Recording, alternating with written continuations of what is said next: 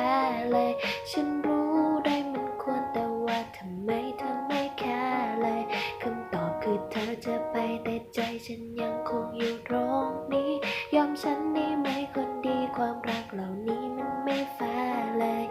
เกลียดตัวเองทุกครั้งรู้สึกหัวใจมันอ่อนแอมีอะไรก็เงียบกระทั่งหัวใจมันรู้สึกอ่อนแรงเหมือนโดนหักคะแนนตอนที่ฉันไม่เข้าเรียนให้ใจไปครึ่งทำไมรู้สึกไม่เท่าเทียมตระหนักอยู่ตลอดตอนห้องมีแสงกระทบหมอกบางอย่างมันพูดไม่ได้สุดท้ายลูกเธอต้องลบออกเว้นฉันไว้สักคนในเรื่องที่เธอไม่ตอบไลน์ก็มีแค่เธอคนเดียวแล้วจะให้ใครมาปลอบใจอายุเธอโตกว่าผมไม่ได้อยากจะข้ามเส้นสนุกก็แล้วไปอย่าเอาหัวใจไปคว้างเลยไม่หลอกก็พูดยากจะพูดมากไม่ได้หรอกไม่พูดว่าแค่ไงถึงแม้วันนี้ไม่ได้ก่อนหลายครั้งที่เราพอซ้อนเรื่องนี้แค่ผิดหรือใครถูกจริงๆอยากถอนตัวบอกไปแต่ใจอยู่ไม่เรียกร้องอะไรเพราะว่าเราไร้สถานะเธอบอกขอโทษแล้วไงแล้วจะอะไรนักหนาวะก็ถามแต่คำหนึ่งฉันมีสิทธิ์ที่อะไรบ้างวะไม่ได้เป็นไรกับเธอฉันมีสิทธิ์ที่อะไรบ้างให้ใจสึกได้ตีนฉันมีสิทธิ์ที่อะไรบ้างก็วันหนึ่งถ้าเธอจะไปก็ไม่มีญาติตัวไหนห้ามเธอ